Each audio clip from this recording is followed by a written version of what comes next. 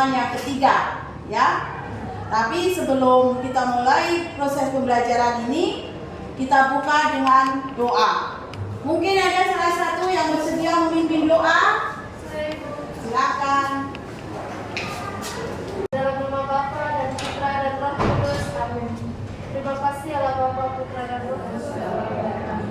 Dalam nama Bapa dan Putra dan Roh Kudus, amin. Selamat pagi anak-anak. Terima kasih ya anak Liberna. Akan mengecek kalian. Yang hari ini tidak masuk siapa ya? Dan saya panggil namanya, angkat tangan. Felicia. Hadir Ibu. Madalena. Hadir Ibu. Belajar tentang bersikap kritis dan bertanggung jawab terhadap pengaruh media massa. Media massa. Tentunya kalian sudah. Yang terakhir, kalian nanti akan melihat bagaimana sikap kritis Yesus terhadap aliran, tawaran, penilaian ada 3. Sikap spiritual dan sosial. Spiritual itu saat kalian tadi berdoa.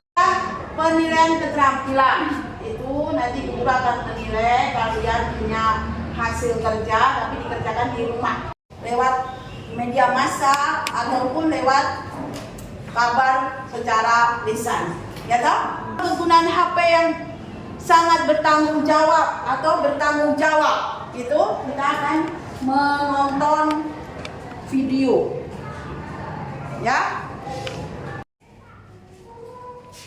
Ya, ini ada video. Amati ya video.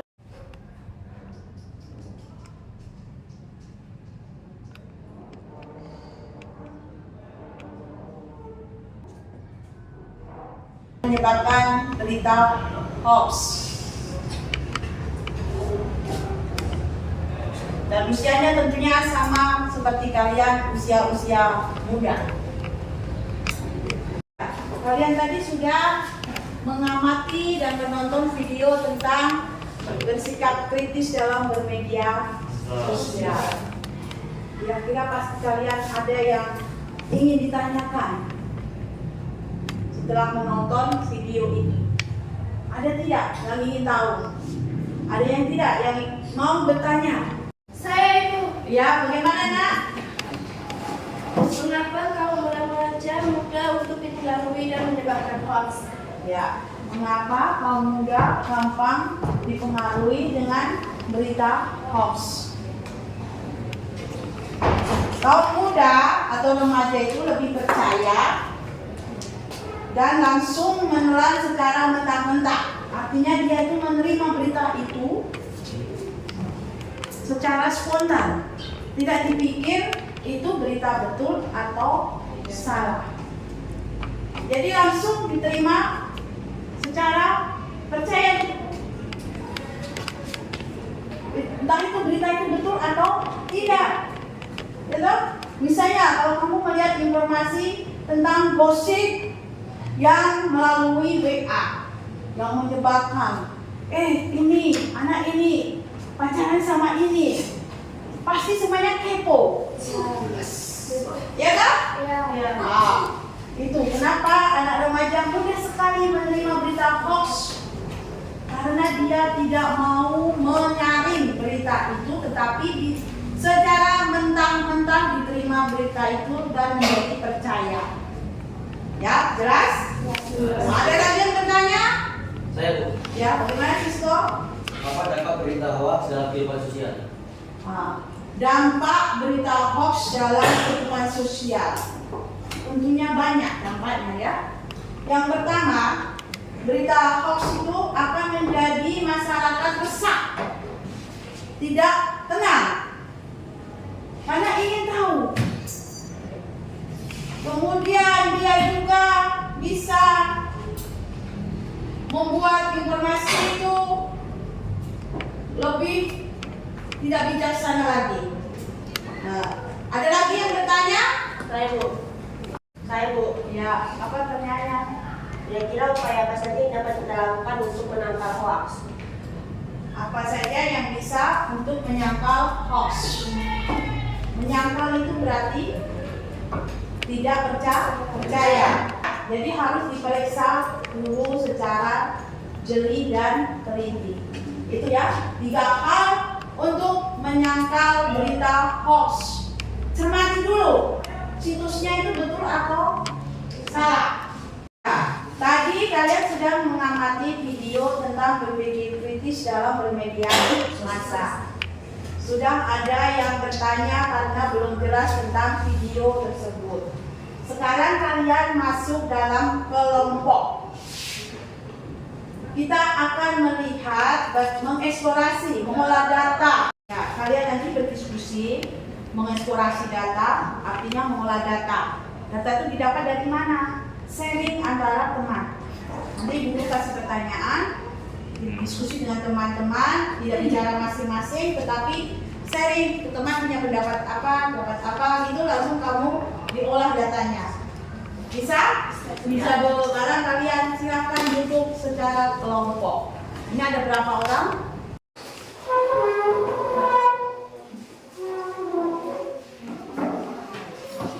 Ya, ini guru kasih soal untuk kalian diskusi kelompok.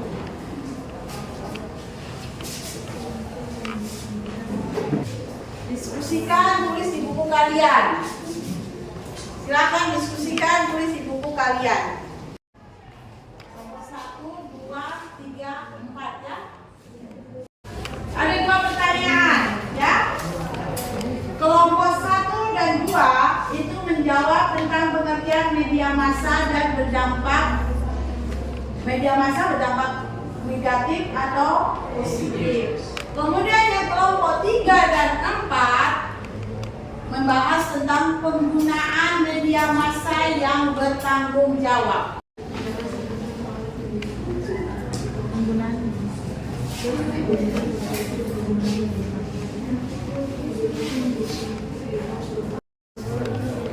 Silakan kalian diskusi. Nanti hasil diskusinya dipresentasikan di depan. Ya, sudah selesai diskusinya? Sudah. Sekarang kelompok 1 silakan mempresentasikan hasil. Silakan. Selamat pagi Bu Guru dan teman-teman. Selamat pagi. Kami dari kelompok 1 ingin mempresentasikan hasil diskusi kami. Itu tentang pengertian media massa. Media massa adalah suatu bentuk usaha yang berpusat pada keuntungan, perkembangan dan perubahan dalam pengiriman dan pemaksudian media massa dipengaruhi oleh perkembangan teknologi. Demikian presentasi dari kami. Teman-teman, apakah ada yang ingin bertanya? Contoh media massa itu televisi, radio, HP, dan surat kabar.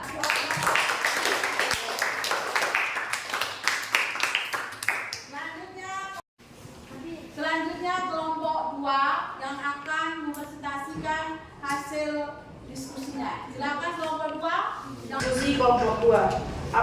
Pertanyaan, dampak media massa ada 2, positif dan negatif. Yang pertama yaitu positif. Informasi dari kelompok 2, ada yang ingin bertanya? Selamat pagi Bu Guru dan teman-teman. Selamat pagi. Kami dari kelompok 3 akan mempresentasikan diskusi kami. Sudah jelas. Sudah jelas. Sekian dari presentasi kami. Terima kasih dan selamat pagi. Ada teman-teman sudah luar biasa mempresentasikan hasil diskusinya. Kerjasama yang baik. Ya. Itu namanya berdiskusi yang baik. Sekarang tadi kita sudah melihat tentang pengertian media massa, pengaruh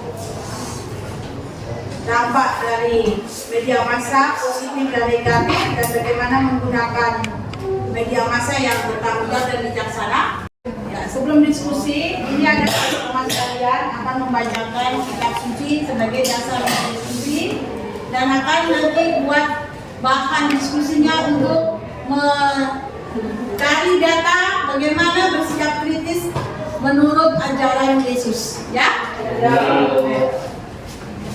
Bacaan dari Injil Markus 2 ayat 23 sampai 28. Pada suatu kali, pada hari Sabat, Yesus berjalan sabda Tuhan. Syukur kepada Allah. Terima kasih Ayu drama ajaran kisah ini. Itu adalah ajaran Yesus dalam Injil Markus bab 2 ayat 23 sampai 28. Perikopnya tentang murid-murid memetik gandum pada hari Sabat. Hendaknya para penerima, terutama di kalangan kaum muda, berusaha supaya dalam memakai upaya-upaya. Sekarang kalian diskusi. Kalian tadi sudah mendengar teman kalian membaca kitab suci. Teman kalian membaca tentang ajaran sosial, bagaimana menggunakan media massa yang bertanggung jawab, kewajibannya apa. Sekarang kalian berdiskusi, soalnya sudah edukasi tadi. Silakan kalian bicara dengan teman-temanmu. Penggunaan media massa itu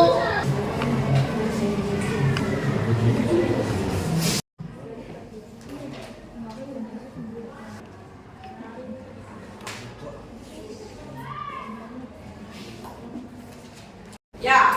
Selanjutnya yang akan mempresentasikan hasil kelompok dari kelompok 3, silakan maju ke depan. Selamat pagi. Selamat pagi. Kami dari kelompok 3 ingin mensimpulkan presentasi dari kelompok 1, 2. Media massa adalah suatu bentuk usaha yang berpusat pada penghubungan, pengembangan dan perubahan dalam pengalaman dan konsumsian media massa. Teman-teman semua, perkenalkan kami dari kelompok 4 ingin mempresentasikan diskusi kelompok kami mengenai diskusi 1 dan 2. LKPD supaya ibu bisa melihat kalian bisa menerima tujuan pembelajaran kita, mengerti, memahami atau tidak. Nanti ibu guru akan kasih nilai yang media tentunya akan mengulang kembali. Oke? LKPD-nya di situ.